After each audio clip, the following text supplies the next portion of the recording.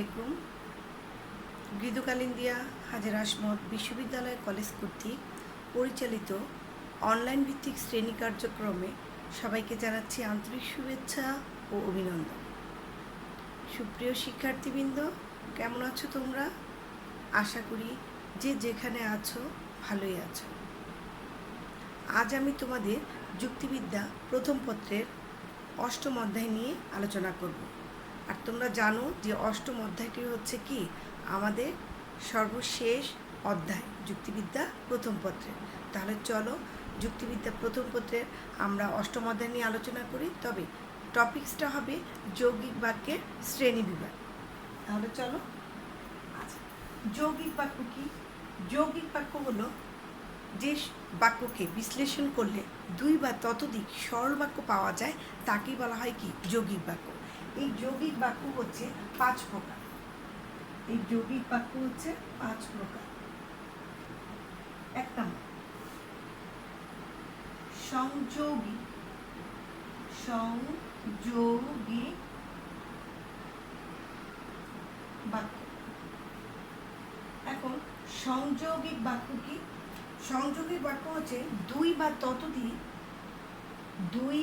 ততোধিক স্বরবচনকে যদি আমরা ও এবং আর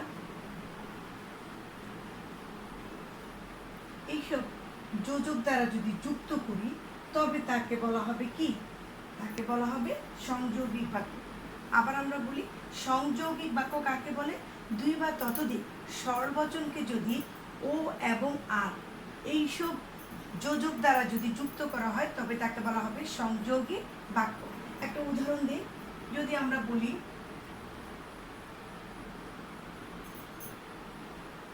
রাসেল হন দার্শনিক ও সাহিত্যিক।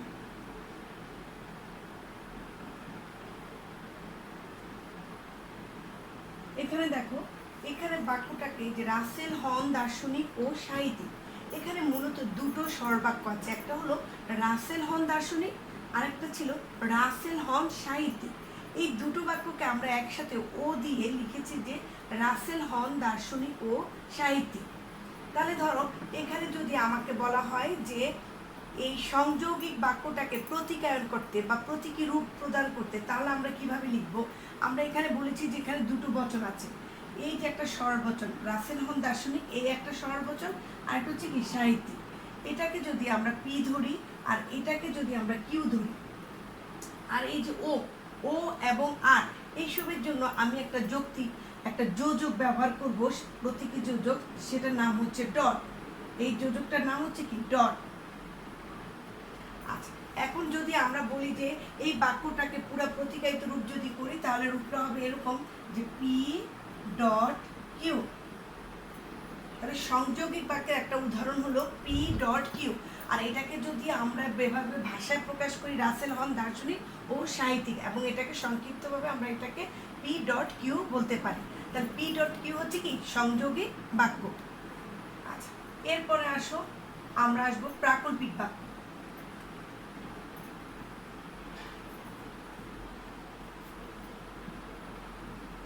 প্রাকল্পিক বাক্য হচ্ছে দুটি স্বরবচনকে যদি তবে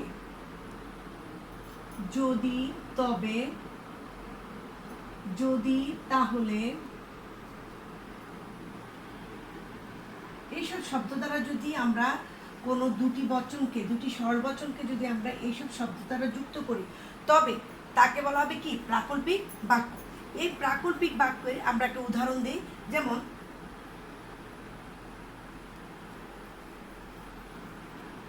যদি বৃষ্টি হয় তবে মাটি ভিজবে।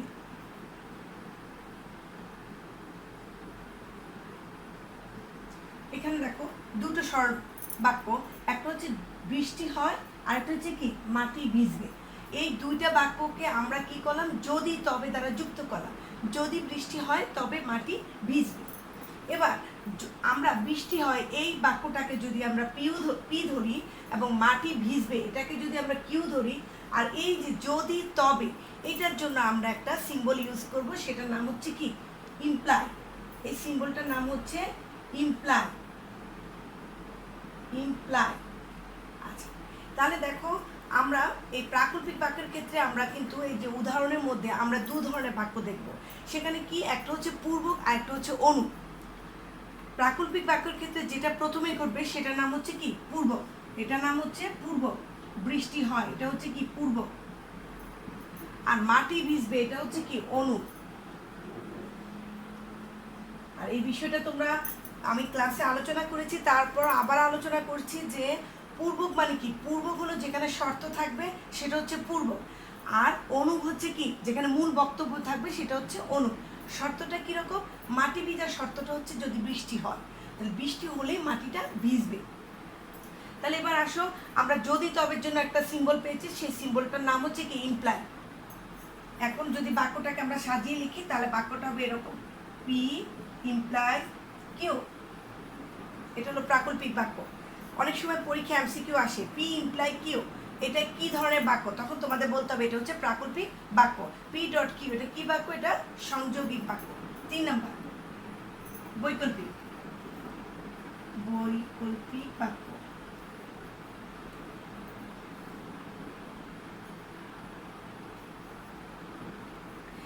দুটি সর্বচনকে যদি আমরা বা, হয় নয়তো, অথবা, কিংবা, দুটি সর্বচনকে যদি আমরা বা, হয় নয়তো, অথবা, কিংবা এ জাতীয় শব্দ দ্বারা যদি আমরা যুক্ত করি তবে তাকে বলা হবে কি বৈকল্পিক বাক্য। তাহলে আবারও বলি, বৈকল্পিক বাক্য কাকে বলে? দুটি সর্বচনকে যদি আমরা বা, হয় নয়তো, অথবা, কিংবা এই জাতীয় যোজক বা এই জাতীয় শব্দ দ্বারা যদি আমরা যুক্ত করি তবে তাকে বলা হবে বৈকল্পিক বাক্য। একটা উদাহরণ দিই, যেমন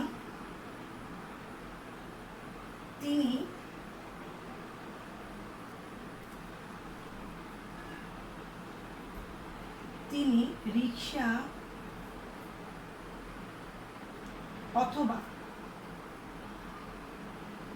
হেঁটে বাড়ি যাবেন। হেঁটে বাড়ি যাবেন।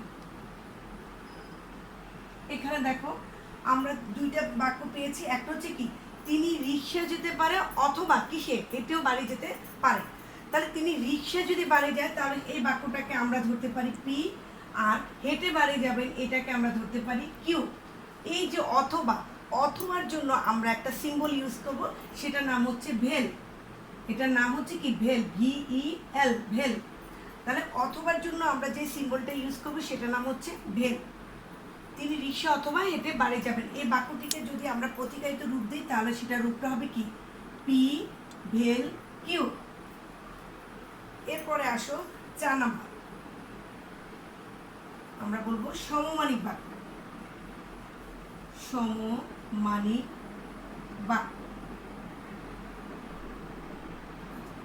সমমানিক বাক্য হচ্ছে যদি দুটি সর্বচনকে যদি এবং কেবল যদি,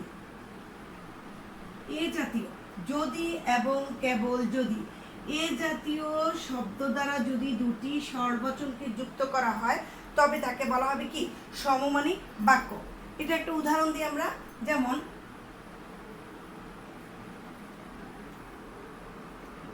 ছাত্ররা পরীক্ষায় পাশ করবে।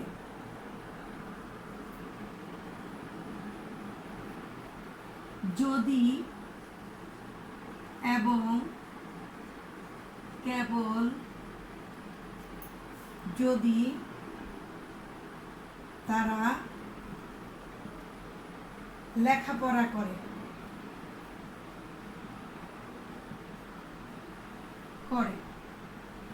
এই যে একটা বড় একটা বাক্য দেখো, ছাত্ররা পরীক্ষা পাশ করবে যদি এবং কেবল যদি তারা লেখাপড়া করে। তাহলে আমরা দেখো এখানে দুটো আমরা সরল বচন পাই। একটা হলো ছাত্ররা পরীক্ষা পাশ করবে, এই বচনটাকে যদি আমরা ধরি পি, এবং তারা লেখাপড়া করে এই বচনটাকে যদি আমরা ধরি কিউ, আর যদি এবং কেবল যদি এই যে ইয়েটা শব্দটা, এই শব্দটার জন্য যদি আমরা একটা সিম্বল ইউজ করি সেটার নাম হচ্ছে কি থ্রি বা। এটা হলো কি থ্রি, THR থ্রি বা।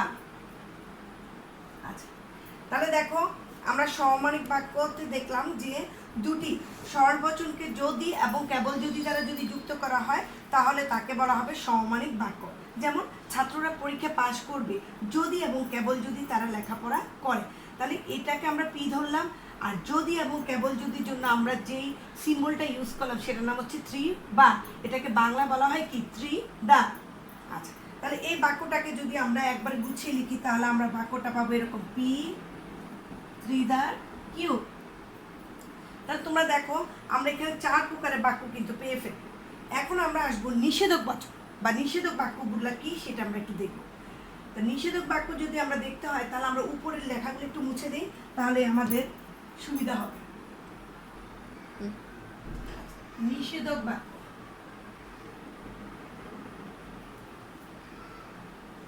নিষেধক বাক্য কি? নিষেধক বাক্য হলো কোনো বাক্যের মধ্যে যদি আমরা দেখি না, নয়, এমন, নয়, যে, কি মানে সব নেগেটিভ কথাবার্তা দেখুন। দেখো না, নয়, এমন, নয়, যে, কোনো বাক্যের মধ্যে যদি আমরা এরকম জাতীয় কোনো শব্দ দেখি তাহলে আমরা বুঝবো সে বাক্যটাকে বলা হবে কি নিষেধক বাক্য।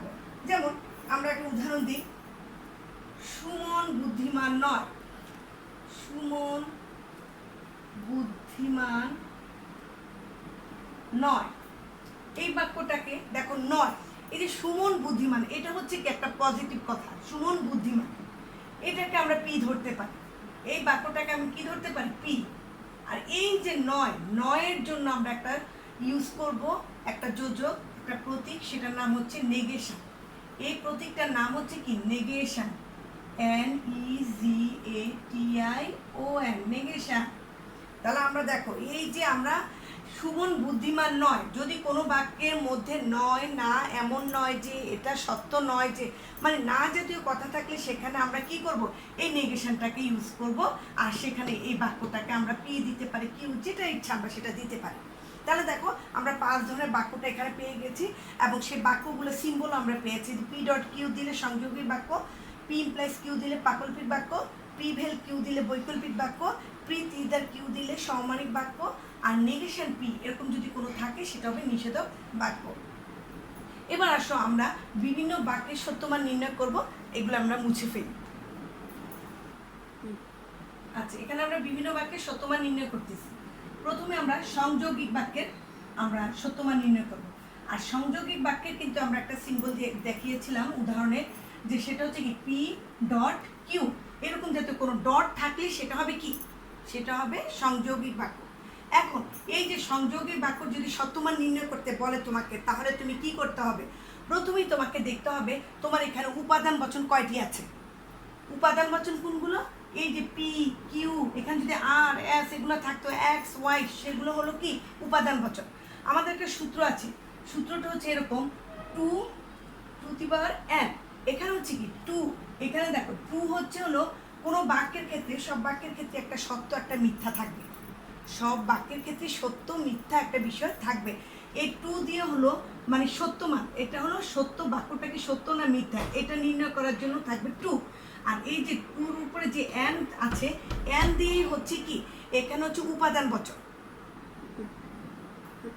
আচ্ছা, আমরা এখানে বলেছি 2 দিয়ে হলো মান সংখ্যা, সেটা হচ্ছে কি সত্য বা মিথ্যা কোনো বচন। আর n দ্বারা বলছি কি সেটা হচ্ছে উপাদান বচন কয়টি আছে সেটা। এখানে দেখো উপাদান বচন কয়টি আছে, 2টি। তাহলে 2 স্কোয়ার মানে কি 2 পূরণ 2 সমান সমান কি 4। আবার যদি উপাদান বচন থাকতো আমাদের 3টি, যদি এখানে 8 থাকতো তাহলে উপাদান বচন কয়টি হতো 3টি। তাহলে 2 পূরণ 2 পূরণ 2, তাহলে কত হতো 8। তাহলে সারির সংখ্যা হতো আমাদের 8।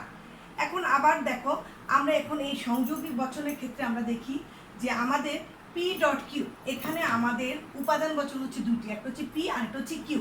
তাহলে আমাদের সারির সংখ্যা কয়টা হবে? উপাদান বচন দুটো হলে সারির সংখ্যা হবে 4টা। এখন আসো, পি এর জন্য আমরা একটা ঘর করি, কিউর জন্য আমরা একটা ঘর করি, আর মূল অপেক্ষকের জন্য আমরা একটা ঘর করি।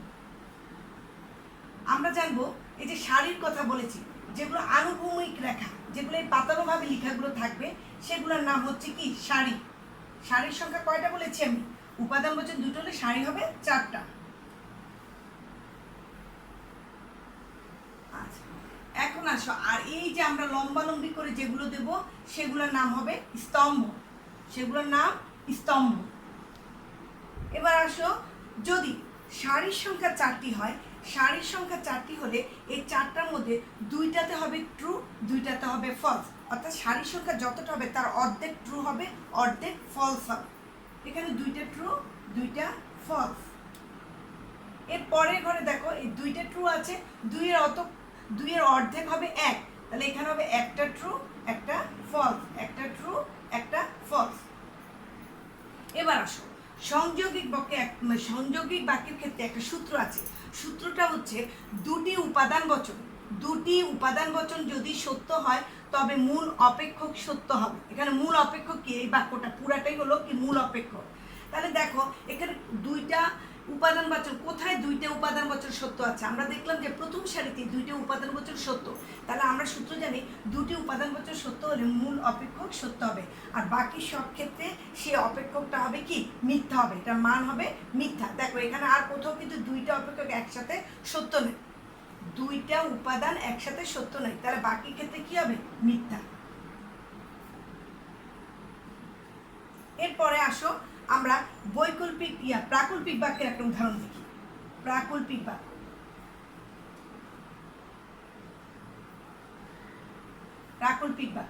আমরা প্রাকল্পিক বাক্যের যে উদাহরণটা পেয়েছি সেটা হচ্ছে কি পি ইমপ্লাইজ কিউ।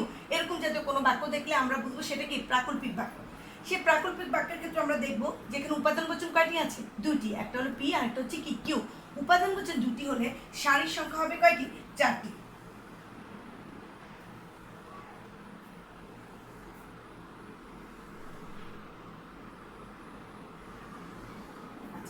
এখন আসো, সারির সংখ্যা আমরা 4টি লিখেছি, আর পি এর জন্য একটা ঘর করব, কিউর জন্য একটা ঘর করব, আর মূল অপেক্ষক পি ইমপ্লাইজ কিউ, এটার জন্য আমরা একটা ঘর করব। তাহলে আমরা এখন কি করব? এটা স্তম্ভ, এগুলো হচ্ছে কি লম্বালম্বিগুলো কি স্তম্ভ, আর এগুলো হচ্ছে পাশাপাশি যেগুলো থাকবে সেটার নাম হচ্ছে কি সারি। এবার ঠিক সেই কথাই যে যদি আমাদের সারির সংখ্যা 4টি হয় তাহলে প্রথম দুটোতে কি হবে? ট্রু, আর পরের দুটিতে কি হবে? ফলস। এর পরে ঘরে হবে একটা ট্রু, একটা ফলস, একটা ট্রু, একটা ফলস। আমাদের একটা সূত্র আছে, যদি এই প্রাকল্পিক বাক্যের সূত্রটা হচ্ছে পূর্বক সত্য এবং অনুপ মিথ্যা হলে মূল অপেক্ষক কি হবে? মিথ্যা হবে। এখানে দেখো, পূর্বক সত্য, অনুপ মিথ্যা। আমরা কিন্তু বলেছি প্রথমটা হবে কি পূর্বক, পরেরটা কি অনুপ। যেটা পূর্বক সেটাতে শর্ত থাকবে, আর অনুপে কি থাকবে? ফল থাকবে। এখন এখানে পূর্বক সত্য কোথায় আছে? এখানে পূর্বক সত্য আছে, আর অনুপ মিথ্যা কোথায় আছে? এই বাক্যটা। তাহলে আমরা দেখলাম যে এই যে সারিটা, দ্বিতীয় নাম্বার সারিতে পূর্বক সত্য এবং অনুপ মিথ্যা আছে, আর কোথাও কিন্তু এটা নাই। তাহলে পূর্বক সত্য অনুপ মিথ্যা হলে মূল অপেক্ষক কি হবে? মিথ্যা হবে, আর আদারওয়াইজ সবকিছু কি হবে? সত্য হবে। তাহলে আমরা সূত্রটাকে আগে ইউজ করে শুধু ওই বাক্যটা লিখবার, বাকিটা তো আদারওয়াইজ বলেই দিল, বাকিটা হবে কি সত্য। তাহলে যদি পূর্বক সত্য এবং অনুপ মিথ্যা হয়, মূল অপেক্ষা হবে মিথ্যা। এরপরে আসো, আমরা সংযোগিক বাক্য গেলাম, প্রাকল্পিক বাক্য গেলাম, এবার আসো আমরা বৈকল্পিক বাক্য নিয়ে একটু আলোচনা করি। বৈকল্পিক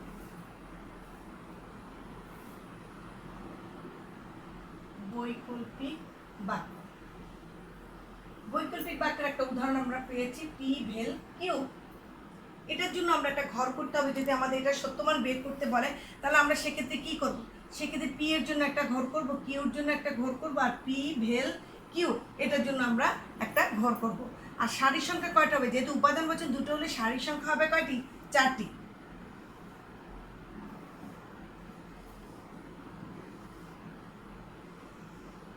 তাহলে স্তম্ভগুলো টানি আমরা।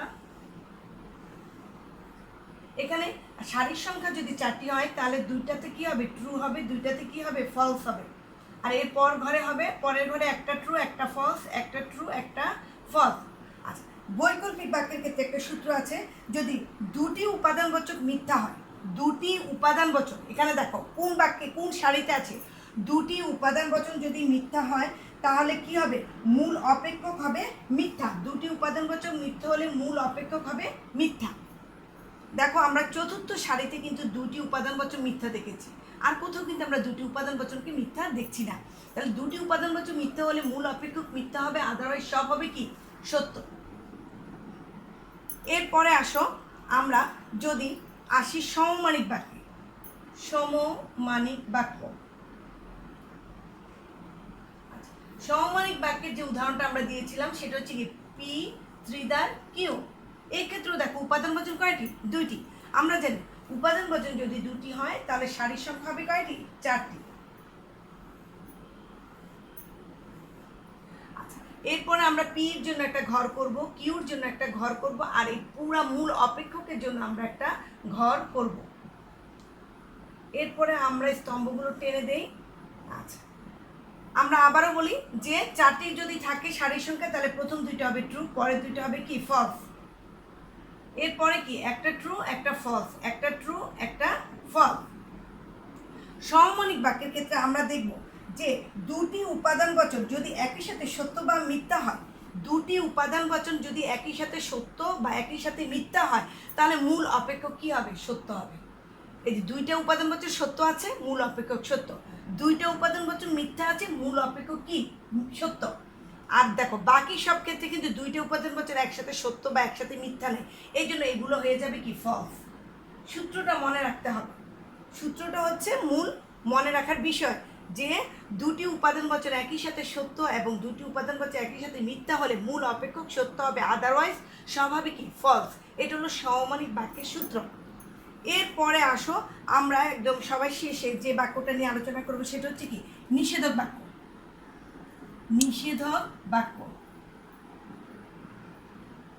আচ্ছা, নিষেধক বাক্যটা কি, নিষেধক বাক্যকে কিন্তু আমরা পেয়েছিলাম যে আমাদের উদাহরণের মধ্যে একটা পেয়েছিলাম নেগেশন পি, এরকম বাক্যটাকে আমরা কি বলেছিলাম যে নিষেধক বাক্য। এই নিষেধক বাক্যের ক্ষেত্রে আমাদের এখানে দেখো আমাদের উপাদানবাচক কয়টি, উপাদানবাচক কিন্তু একটি। উপাদানবাচক যদি একটি হয় তাহলে সারির সংখ্যা হবে কয়টি, দুইটি। কিভাবে, আমরা বলেছিলাম টু অ্যান, তাই তো। তারপরে দেখো টু, এখানে যেহেতু অ্যান বলেছি, অ্যান মানে কি উপাদানবাচক, এখানে উপাদানবাচক কয়টি, একটি। তাহলে একটি যদি হয় তাহলে আমাদের এখানে কি হবে, টু পূরণ এক সমান সমান কয়টি, দুই। তাহলে উপাদানবাচক যদি একটি হয় তাহলে সারির সংখ্যা হবে কয়টি, দুটি। তাহলে আসো আমরা সারির সংখ্যা করি। এই যে আমাদের সারি, সেক্ষেত্রে দেখো এখানে নেগেশন পি আছে, এটা হলো কি নেগেটিভ একটা বাক্য, একটা নেগেটিভ বাক্য। তাহলে আমরা একটা পজিটিভ বাক্য ধরবো, এটার যদি আগে যদি নেগেশন না থাকে তাহলে সেটা কি থাকতো, সদর্থক বাক্যটা হতো কি পি। তাহলে সদর্থক বাক্যটা হতো পি, আর মূল অপেক্ষকটা হচ্ছে কি নেগেশন পি। এখন যদি আমরা বলেছি যদি সারির সংখ্যা যদি চারটি হতো তাহলে দুটো দুটো করে দিয়েছি, যেখানে এখানে সারির সংখ্যা দুটি সেখানে একটি ট্রু হবে একটি ফলস হবে। আচ্ছা, যদি এই পি এখানে যদি এটা যদি ট্রু হয় তাহলে এটা কি হয়ে যাবে, এটা যেহেতু নেগেশন তাহলে এটা হয়ে যাবে কি মিথ্যা, ফলস। আর এটা যদি ফলস বা মিথ্যা থাকে তাহলে এটা কি হবে, সত্য। মানে উল্টাটা হবে। সবসময় মনে করবা নেগেশনের ক্ষেত্রে হলে বিষয়টি এরকম যে মূল সদর্থক বাক্যটার উল্টোটা হবে কি নেগেটিভ বাক্যটা, নেগেশন জাতীয় বাক্যটা হবে সেটা। আচ্ছা, তাহলে আমরা দেখলাম এই বাক্যগুলোতে সংযোগী বাক্য, বৈকল্পিক বাক্য, প্রাকল্পিক বাক্য, সমমানিক বাক্য এবং নিষেধক বাক্য, এবং সূত্রগুলো আমরা মনে রাখবো। দুটি উপাদানবাচক, আমি আবার একটু বলি, সংযোগী বাক্যের ক্ষেত্রে দুটি উপাদানবাচক সত্য হলে মূল অপেক্ষক সত্য হবে, আদারওয়াইজ সব কি হবে, ফলস হবে। প্রাকল্পিক বাক্যের ক্ষেত্রে আমি বলেছি পূর্বক যদি সত্য হয়, অনুপ যদি মিথ্যা হয় তাহলে মূল অপেক্ষক হবে কি মিথ্যা, আদারওয়াইজ সব কি হবে, সত্য। আবার বৈকল্পিক বাক্যের ক্ষেত্রে আমরা বলেছি দুটি উপাদানবাচক একই সাথে যদি মিথ্যা হয় তাহলে মূল অপেক্ষক মিথ্যা হবে, আদারওয়াইজ সব কি হবে, ট্রু হবে। আবার সমমানিক বাক্যের ক্ষেত্রে আমরা বলেছি দুটি উপাদানবাচক একই সাথে যদি সত্য হয় এবং একই সাথে যদি মিথ্যা হয় তাহলে মূল অপেক্ষক কি হবে, সত্য হবে, আর বাকিগুলো কি হবে, সবগুলো মিথ্যা হবে। আর নিষেধক বাক্যের ক্ষেত্রে আমরা বলেছি যদি কোনো বাক্যে সত্য থাকে সেটা মিথ্যা হবে, মিথ্যাটা কি হবে, সত্য হবে। আচ্ছা, তাহলে আমার যা মনে হয় যে তোমরা মনে হয় বিষয়টা বুঝতে পেরেছো। আর কারো কোনো সমস্যা থাকলে অবশ্যই বলবে।